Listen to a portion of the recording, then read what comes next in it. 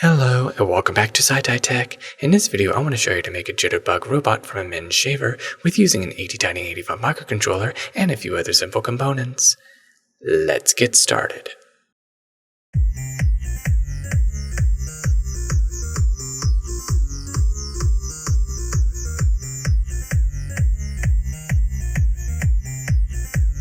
And these are the items you're going to need to make for this project. The items you're going to need is some thick copper gauge wire, a vibrating men's shaver, a slide switch, 2 red LEDs, a 3-volt button cell battery holder, a 3-volt button cell battery, an 8-pin IC socket holder, and an 80Tiny85 microcontroller. Now let's go and assemble this project and let's get started. First I'm going to take these thick copper gauge wires and the men's shaver and I want to create the legs of the robot. So what I need to do is find the center of the wire, place it onto the shaver, so that way I could be able to bend it so everything could be properly symmetrical.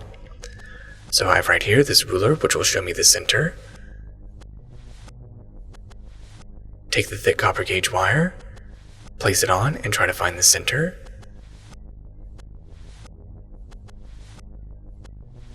Adjust it a little bit, and this right here is the center. Slightly bend it at the center, so that way I know which is the center. Repeat the same process with the rest of them.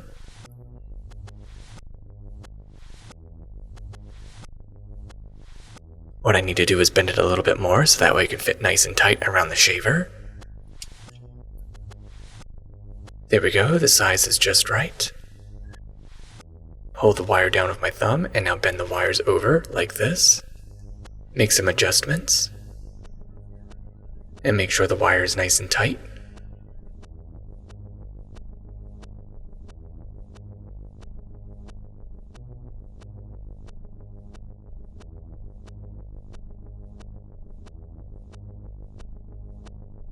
Next, I'm going to take some hot glue. Before I do that, I'm going to use some super glue first, and the purpose of the super glue is to prevent the legs from accidentally moving while the glue is solidifying. Because hot glue takes longer to solidify compared to super glue. And now use some hot glue to glue them into place. Put a generous amount all the way around.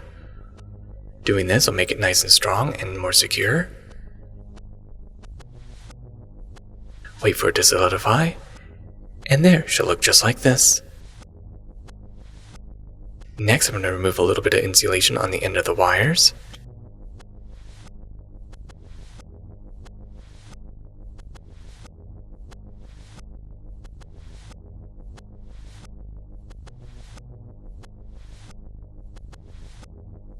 And there, it should look just like this. Next, bend the feet so that way it has better surface contact, allowing the jitterbug to jitter. And now adjust the legs and make sure it's nice and even. And make a bunch of adjustments, which is very difficult to do, but once it's done, it's perfect.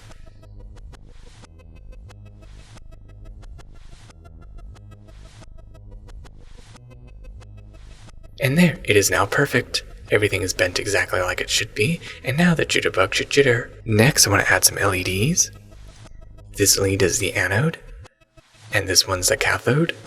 I want to make sure I take the anode and place it inside of the shaver. Place it inside this little gap right here. Goes through just like this. And now repeat the same process on the opposite side.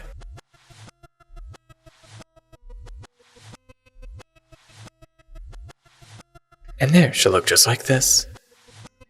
Next, take some super glue to glue them into place, so that way it's easier to solder the LEDs without moving them. Spray some kicker, and now the glue is solidified. Next, I want to bend the LEDs, connect them together, connect the anode with anode, and the cathode with cathode. Solder 10 the LEDs.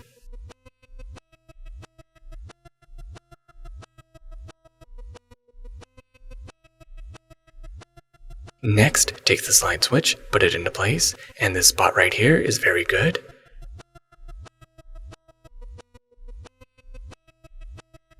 Next, take some super glue and glue it into place. Spray some kicker, and now it's glued into place. Next, I want to solder 10 the 8-pin IC socket holder. This pin is pin 8, which is the voltage input. This pin right here is pin 4, which is ground. This pin right here is pin 5, which will have the PWM signal, which will connect to the anode of the LEDs. And the cathode of the LEDs will go to pin 4, which is ground. Solder in the necessary pins. Next, remove the unnecessary pins.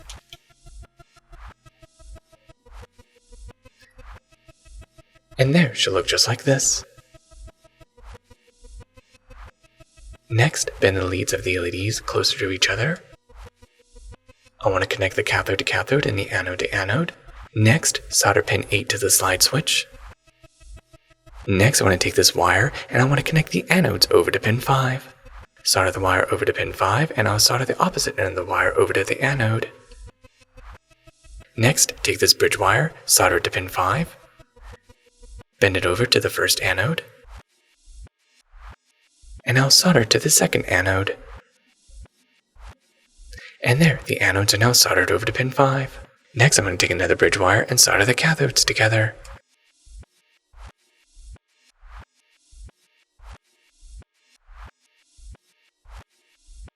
Next, solder to the center of the bridge wire. Take this negative wire and solder it to the bridge wire. And I'll bring it over to pin 4 and solder it to ground.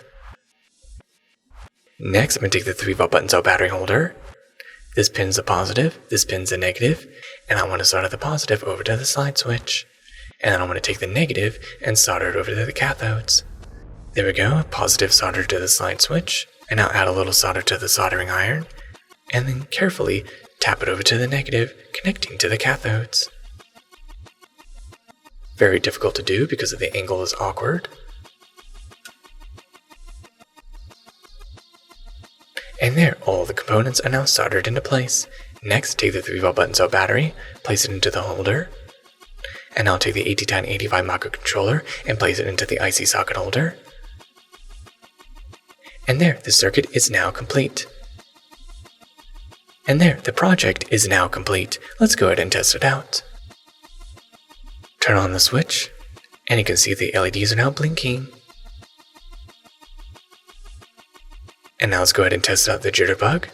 Push the button on the shaver, and I'm using a piece of cardboard because there's less friction because my workbench is not smooth.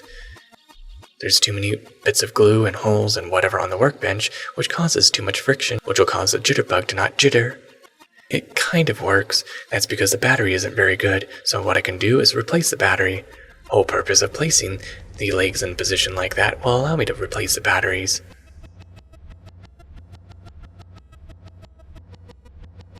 Get a new battery, put it into place. And this is exactly what I like to do with most of my projects, always being able to replace the battery. And now let's go test it out again. And as you can see, it works a little bit. It seems like that battery isn't very good, or I need to adjust the legs, allowing it to jitter a little bit better. And now make some adjustments on the legs, and there, now it jitters a little bit better. So far, from what I can tell, it looks like it works just fine on the workbench. I think I just need to adjust the legs.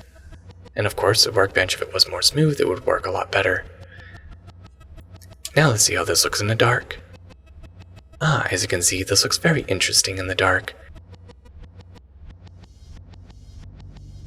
And there you have it. Now you know how to make your very own jitterbug robot from a men's shaver and with using an 801085 microcontroller to create a blinking LED circuit. Thank you for watching SciTech Tech. I hope you learned something new, and don't forget to like, share, and subscribe, and of course click on the bell icon to be notified of future SciTech Tech videos. Till the next tech, goodbye.